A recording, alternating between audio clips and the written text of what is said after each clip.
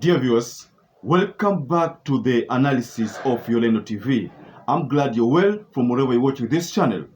Now, I'd like to start this session as usual by appreciating your support so much for those who've given this channel a chance to grow. If you wish to continue giving us a chance to grow, please subscribe to our channel, give us a like, and hit the notification bell. So today in this analysis, I have specific details that I think is good if I bring to the audience so that the audience can know what's happening behind the scene. The person behind Raila'S sensitive and guarded server numbers that has given Raila Amolo Odinga that morale and has given Raila Amolo Odinga that boost for Azimio to channel a case to the ICC. We are talking about this man.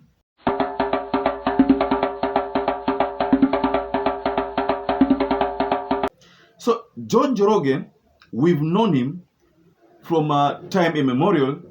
So I managed to go through George Joroge's linked account. There is something I'd like to share with you, very sensitive. But first, I had to go through his LinkedIn account so that I could understand deeply who George Joroge is. And from the details, I realized that George Joroge is a certified computer forensics engineer amongst the first few in Africa and a senior member of the Kenya Society of Forensic Computer Examiners and the International Association of Computer Investigative Specialists, both certifying bodies of Certified Forensic Computer Examiners certification. That is the beginning of his profile, because the LinkedIn account also says he is a prolific IT and computer forensics guru who built one of the continent's largest data recovery and computer forensics firm, East Africa Data Handlers. He has served as the managing director of the company since establishing it 15 years ago. So George Joroge is the ICT personnel who was tasked with the task of overseeing IT in the presidential campaign of former Prime Minister Raila Amolo Odinga. So let us go now to the 2022, the events of the 2022 election, why we are now at the point whereby details had to be revealed at the Fungamano Hall, point whereby details of those systematic reduction of votes had to be revealed to the public, details that are forced William Samoei to now talk about reducing the price of unga. So let's get into this. But before we get into the inner details now, please, ladies and gentlemen, I would like to urge you to please kindly subscribe to this channel and don't forget to give us a like.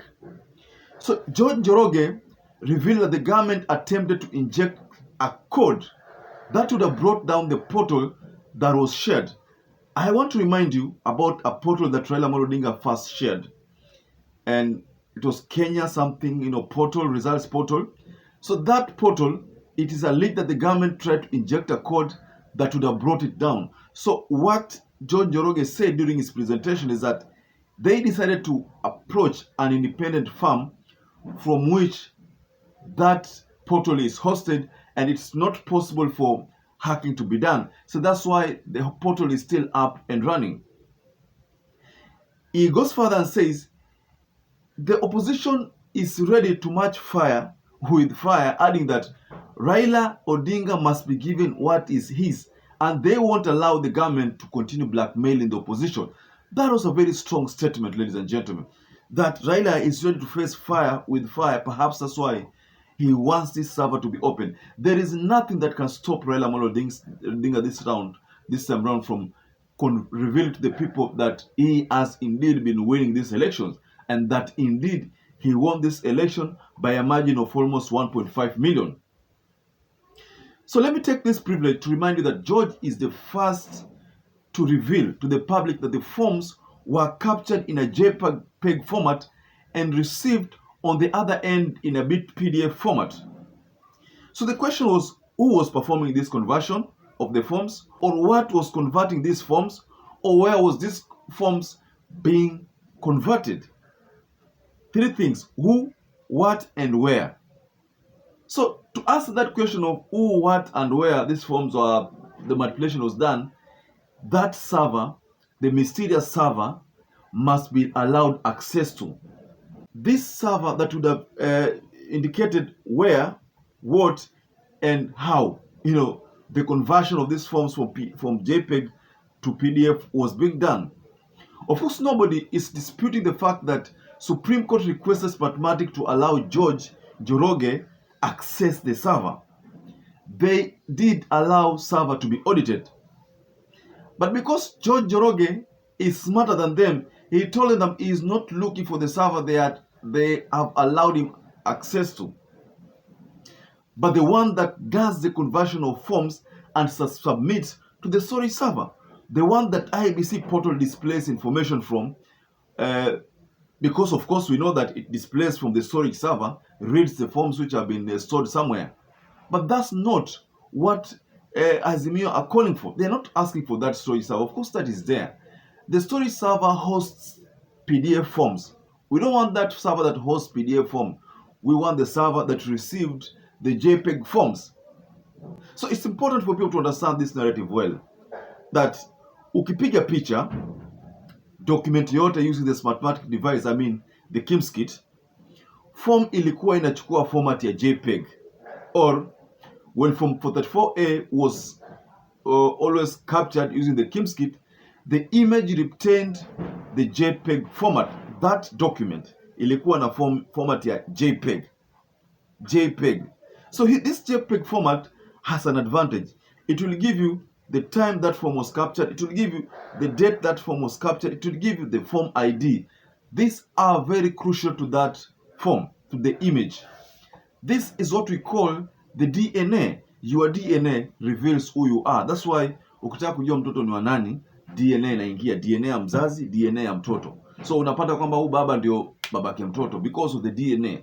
So that JPEG form, the JPEG image form, that is what will give us the right picture that hii form ambayo iko katika IEBC ambayo ilireceiviwa tarehe 25 August saa fulani is equivalent to the image that was received on the other end, because the expectation is that if I send it at 1 p.m.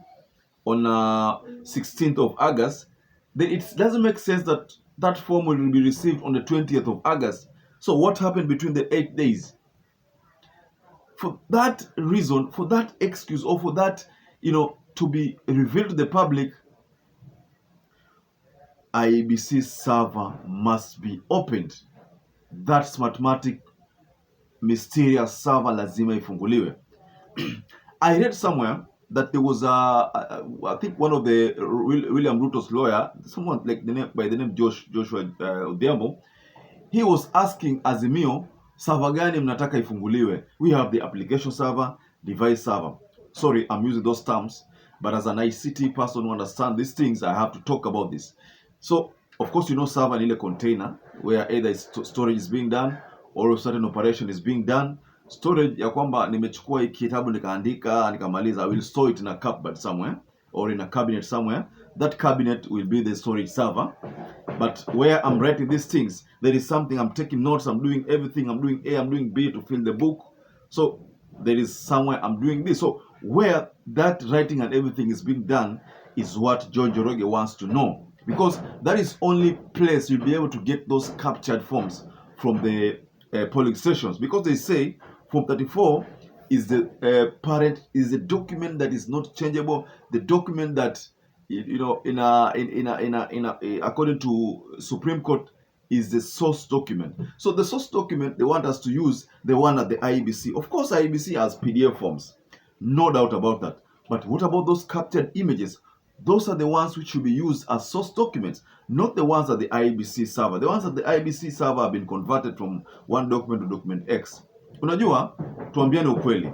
Wewe kama mtu, maybe wewe ni one of my contact people in WhatsApp.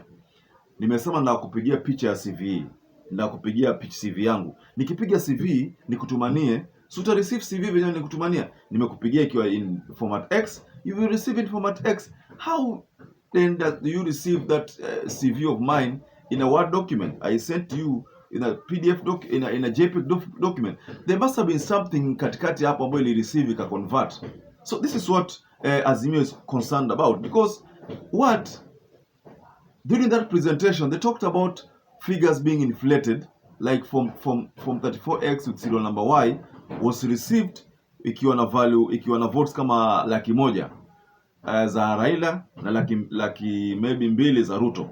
Lakini hizi form katika IEBC kule Raila zake sasa zimekuwa ni 50,000, lakini Ruto imekuwa ni 250,000. So 50 ilitoka kwa Raila ikaingia kwa Ruto. That is according to the presentation of George Joroge during that ufungamano meeting. So that is why for this nightmare, for this myth to be debunked fully, then lazima isava ifunguliwe. Hakuna ujanja.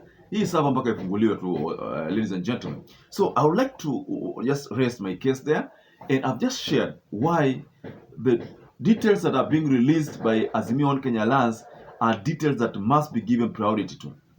And please, I like to naomba msamaha because there's some background noise, but I had to do this content for you to know. These are details I had to share, but kuna kelele behind the background. There's some construction going on, so mtaniwiria radhi leo.